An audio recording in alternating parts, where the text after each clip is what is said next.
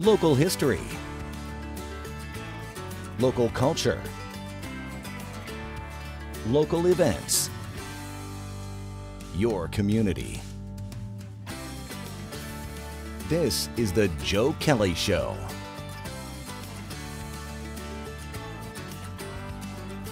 And welcome to the show, everybody. Thanks for joining us. The guest today is the United County Sheriff, Rob Maciol. He's been sheriff, if I recall correctly, since 2011, yes? Yes, sir. Yeah, good. Yep, finished year 13. Now we're starting year 14. Yeah. I mean, that is just, it blows my mind. Yeah. Good to see you again. Thank you. Thank you for having me. Who is the longest serving sheriff? Sheriff Bill Hasnauer. I believe Sheriff Hasnauer was in office for just under 18 years. Jeez, I didn't realize he'd And been behind him was Sheriff Middaugh with 16 years. there. And prior to Sheriff Hasnauer, because he served earlier, ahead of, or served before Sheriff Middaugh. Prior to Sheriff Hasnauer, most sheriffs were in office for 4 years or less. Early on, there was a lot of one-year appointments. Sheriff's office was formed in 1798. Mm-hmm. The first sheriff served one-year terms. Not sure why. I'd love to know why. I mean, that's one of my goals here is to learn the history of the different sheriffs. Mm-hmm. And then if you look at them, because we have a plaque on our wall in the office that lists them all in the years.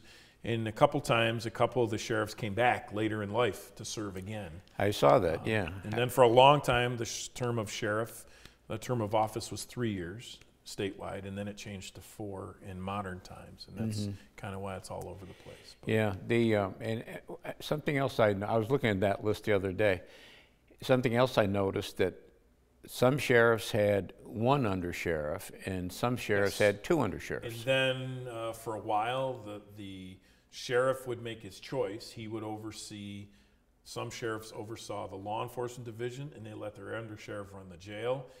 And vice versa. Some sheriffs ran the jail and the undersheriff ran the law enforcement division, the deputies out in the community. And now our operation has gotten so big, just because of changing times. Neither I nor Undersheriff Joe Lacey would be able to run either division by ourselves. We have the place it's big. I mean, like I said, the first sheriff, he was by himself and he rode a horse. Was that Cold Breath? Cold Breath. He rode a horse and had 2 jail cells. Fast forward to today, we have 632 jail cells. We don't have any horses at the moment, hoping to get them back soon. But we have about 100 vehicles in our fleet, and it's not just the sheriff. I am one of 540 people that work at the Oneida County Sheriff's Office. So it's definitely grown over time. And how does it break up between road patrol and corrections and civil? How does that all break up? We have 3 divisions.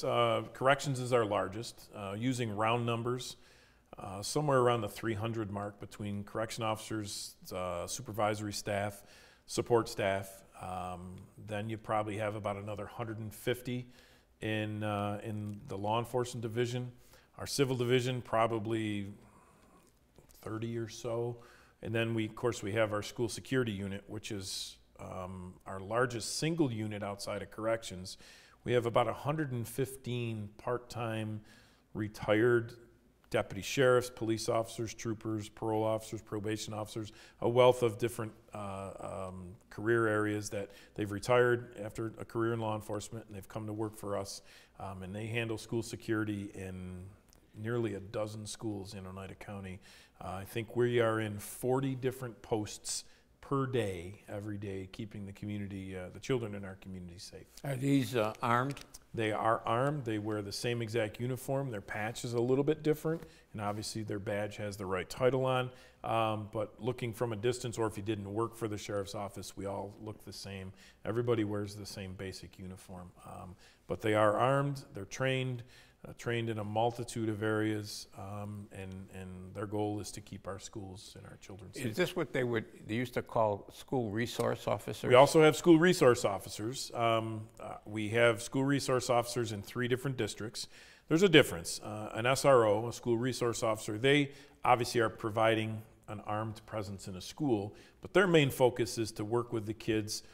Maybe some kids want to learn about the career. Some kids who might be on the wrong path, they might meet with them and talk to them, get them on the right path so they make good decisions. They'll talk about stranger danger at Halloween time, or prom time. They'll talk to the older kids about, you know, not texting and driving. So school resource officers also act as like a counselor or a mentor. Special patrol officers, our SPOs that I just mentioned, their sole purpose is security. We would love to continue the SRO program in its original format. But since all the school shootings around the country, the one that kind of really made everyone turn our focus a little bit, was the Parkland shooting in Florida. And at that point, a lot of focus shifted on keeping the students and the staff and the building safe and secure. Unfortunately, we just don't have the staff to do both. So we try to give each school district exactly what they're looking for, and some we have a blend of. Some of the districts, they have both SROs and SPOs. So, you know, you take like Westmoreland School District, they have both. So they're getting both types of service from us. Some of the other schools, we'd strictly do straight security at. Is the DARE program gone? Is that, you don't DARE hear program much? still exists. We don't have it here in Oneida County anymore. That went away.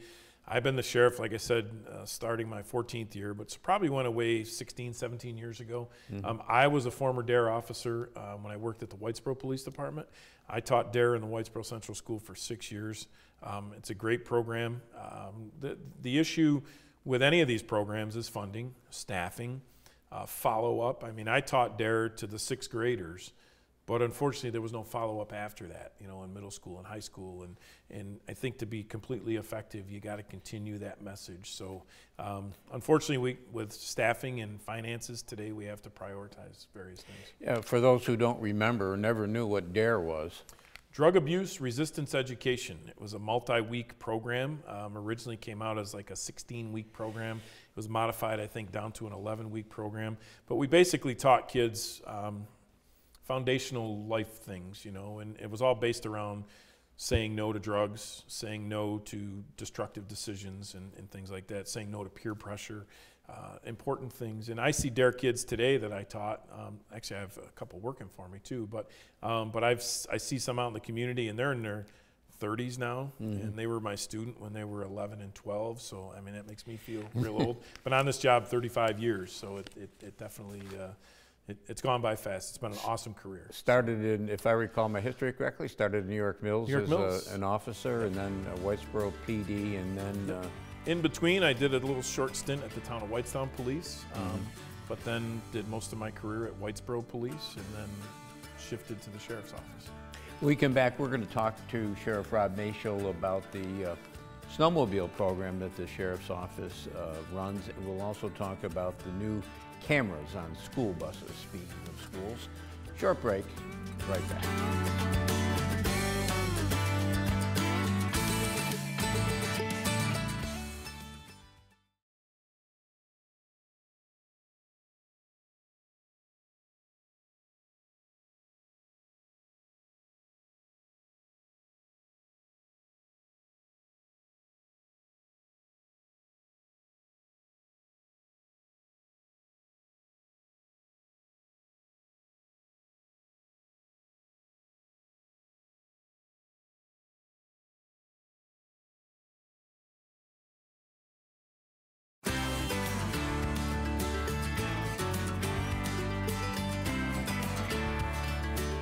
And welcome back to the show, everybody. Thanks for sticking with us. Oneida County Sheriff Rob Maciol is our guest, and he's in charge of the big office of sheriff. And we say office because it's not a department, it's an elected office, oldest elective office in Oneida County, yes? It is, in our governmental structure in the country, too, believe it or not. And you were reelected last when? It would have been, so I run in even years, so it was 2 years ago. 2 years ago. Yep. You had a press conference the other day, as you do every year, about snowmobiling. Yes. And you're trying to get a message out at that press conference. Yep. We have a press conference. It's an annual tradition we started because snowmobiling in Oneida County is a big it's a big hit. It's a very popular sport. It's great for the economy. We have a great region. Obviously, it's a beautiful place if you like the winter. And you know, we found over the years, I mean, our snowmobile trail system in Oneida County, there's 650 miles of groomed trails in Oneida County, multiple snowmobile clubs that oversee these trails, all volunteers. They do an amazing job. But 90%, if not more, of the trails are on private property.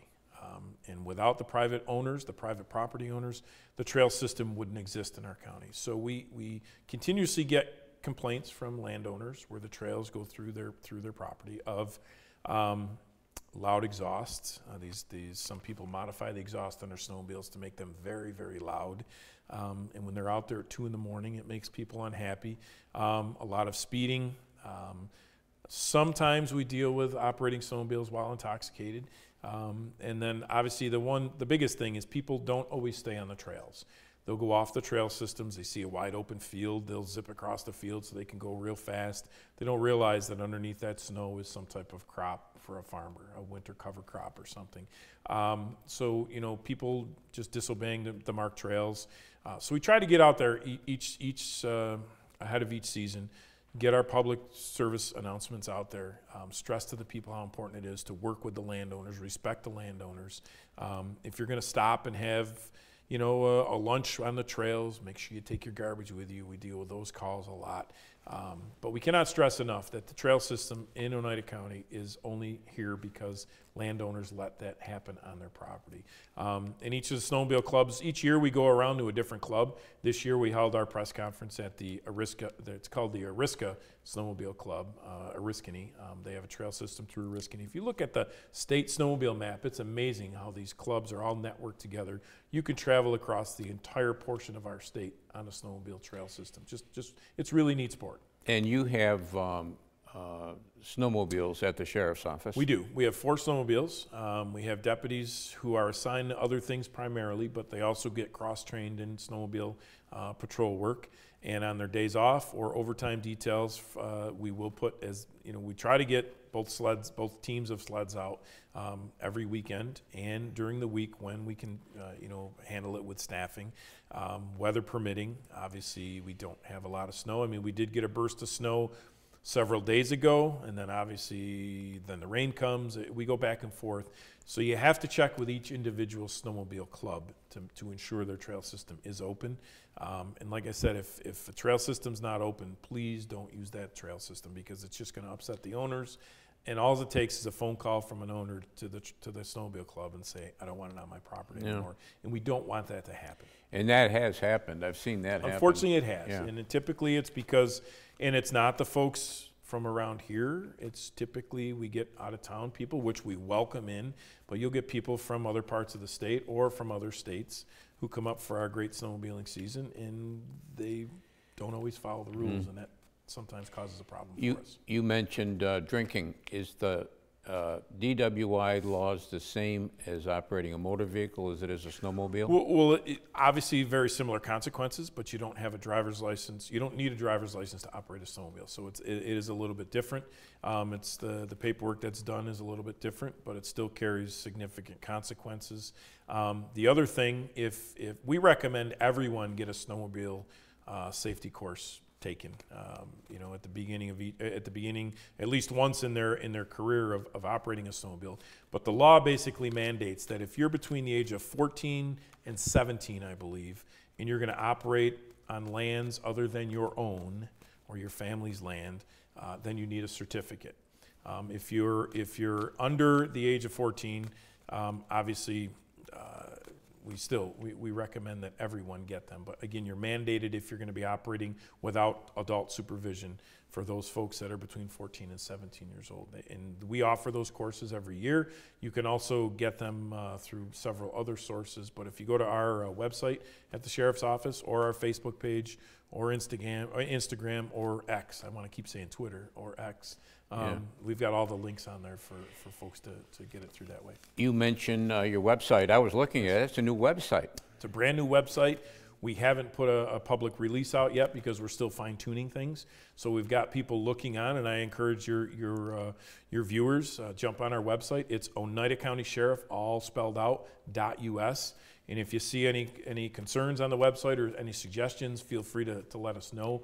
And like I said, we want to tweak everything before we officially make it the official website. And I'm thinking back to the old website, there's a lot more on this website. A lot. Yeah. And again, our goal here is to build a transparent, positive relationship with the community. We have an awesome relationship with this community, but we can always build on it. So you'll find policies on the website, our body cam policy, our drone policies,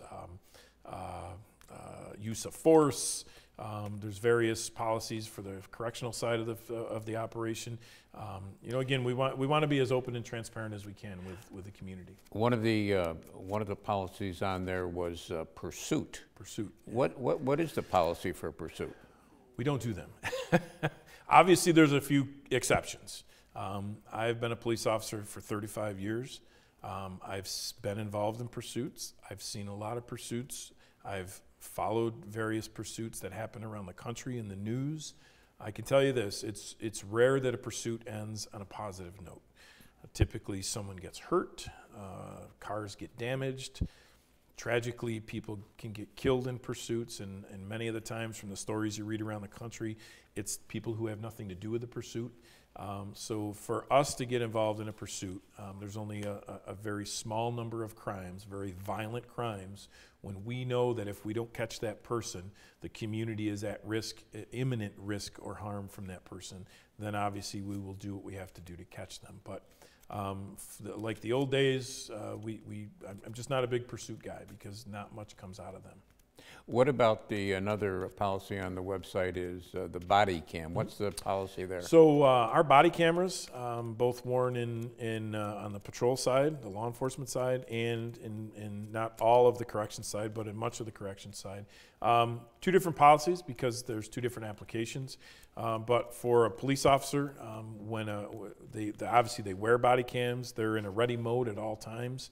But when one of our deputies receives a complaint on the radio when they're in the car, they answer up and they turn the body cam on. So not only are we getting them at the scene, but we're also getting them driving to the scene. The reason we do that, especially on a very intense call or a high priority call, your adrenaline's flowing when you're a police officer, and the last thing you're going to remember to do is to activate the body cam.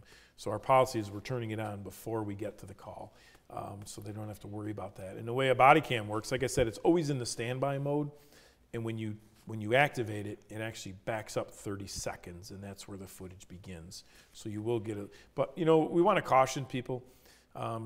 It's one body camera. So, it's easier for us when we're trying to review something after the fact if there's multiple officers or deputies or troopers with body cameras.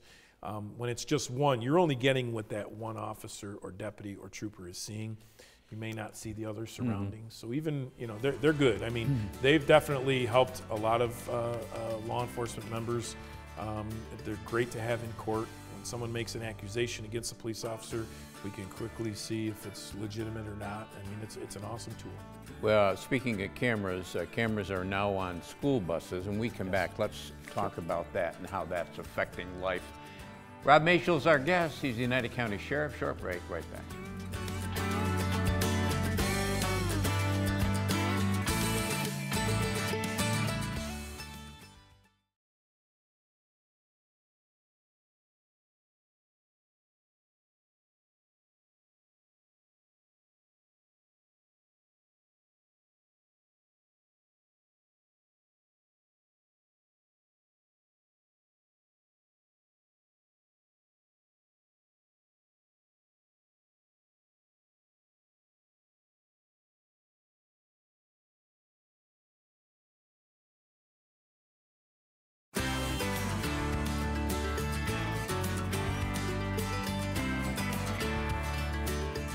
And welcome back, everybody. Thanks for sticking with us. Rob Maciol is our guest. He's been the United County Sheriff since 2011. We're talking about various issues, including cameras on school buses. It's pretty new. Yes. What's the effect of this been? It's an exciting project because we've always known this was a problem. I've talked about this year after year, but when I first heard the statistic, and I'm using an average number, but in New York State alone, 50,000 school buses are passed a day in New York State. A day, 50,000 a day. You can't even imagine. I mean, I said to myself, that's not even true. It can't be true, but it is. And when I look at our local numbers, you can see how that's true.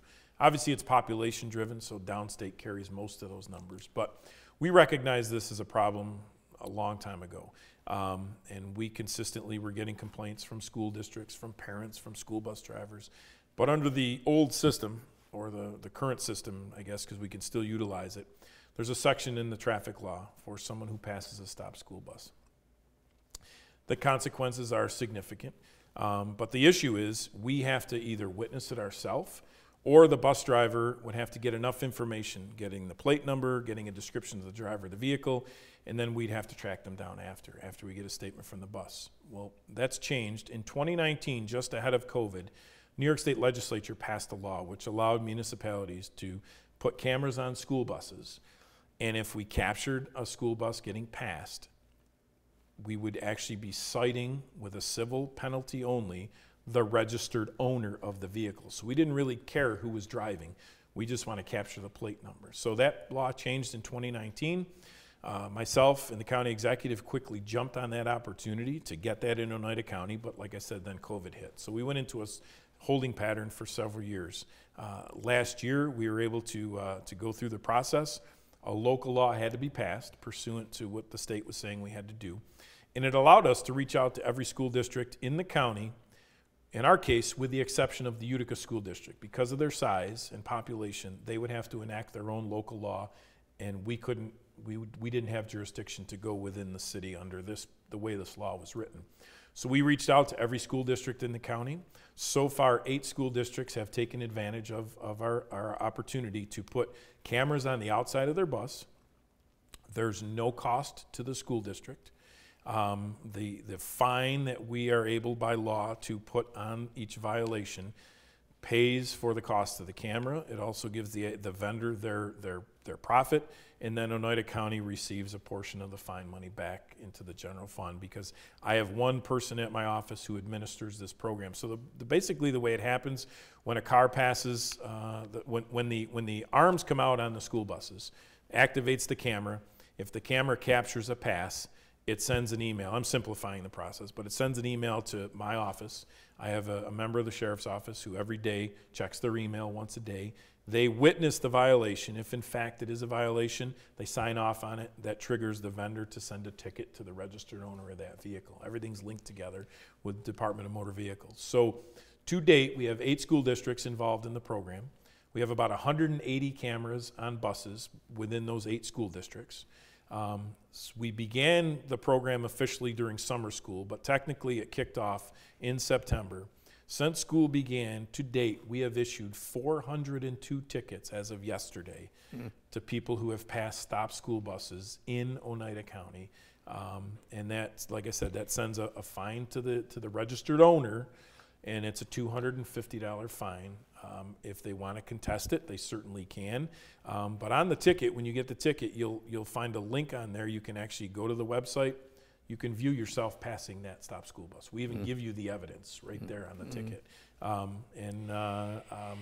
It's an effective program. Are you surprised at the number? At the number. I'm shocked. And what it also does is gives us hot spots in the county. Some districts have significantly more numbers than others, and it's not always the bigger district. There's one district which is tiny, and in comparison to the bigger districts, they have way more school buses being passed. So we got to try to figure out why. We know the roads, we know the times. You know, is it the width of the road? Is it it gives us a lot of data that we can start to look at. Is this you said 108? 180 cameras currently out on school buses. Is this going to expand? We hope to get it in every school district. Currently, and I do have a cheat sheet here because I don't want to miss the districts, but currently we have cameras on buses in Holland Patton, New Hartford, New York Mills, City of Rome, Sequoia, Waterville, Westmoreland, and Whitesboro. So there's 3 or 4 additional districts, and we're hoping they get on board too. Because again, at the end of the day, it's not about making a profit. It's not about making money. It's about keeping our children safe. And I can do this with little to no manpower. the cameras capture doing all the work, and I have one person who witnesses in an email, signs off on it, and that sends the ticket to the registered owner. And in those school districts, excuse me, the school districts that you mentioned, not every bus in that district. No, it's their choice, the school districts, and I know a couple of them have already added buses, added cameras to their bus fleet, because they know these transportation supervisors do an amazing job. They know the hot spots. They know, so the way it started is, because again, this was new for everybody, they put the cameras on the buses that they felt would be most effective, and then obviously we're building upon this. So you think that's not only is going to be more school districts, but more buses in the district Yes. that you already have? Absolutely. Okay. Yep. What is the upcoming new year looking like for the Sheriff's Department? Well, obviously, we're always looking at ways to build our relationship with the community. We have a phenomenal working relationship with the City of Utica Police Department. As you know, they've been dealing for several years, like every other city in this state and country, dealing with some gun crime. So we're trying to work with them. Obviously, we still have one unsettled contract within the Sheriff's Office, our Road Patrol Division. They've been working without a contract, and I really hope we get that settled, because that's extremely important to obviously pay our people so that we can retain them. We can do better at recruiting. We can be more competitive with other agencies surrounding us. So obviously that's a priority. Again, working together to keep our community safe. That's Still what it's looking all about for at the end of people the for day. corrections? We are. We have about 80 or so full-time openings in the correctional facility, and obviously we have additional openings on the road patrol, and continuous recruitment happens all the time. Again, our website, Facebook, Instagram, X, you can find out information if anyone wants to join our family at the Sheriff's Office. It's a great career. It's extremely rewarding. There's not a day that goes by that you can't make a positive difference in someone's life doing this job, and that's why I love it. And if you like challenges, we have tons of challenges, and I can tell you in my 35 years in law enforcement, not one day has ever been like the day before. So it's always different, and that's what's exciting me. Always good seeing you. Same here. Thank you very much. That's going to do it for us this week. We'll be back next week. We'll do it all again. Don't forget cnyhomepage.com. There's a lot of good stuff there. Until next time, take care of yourself, everybody.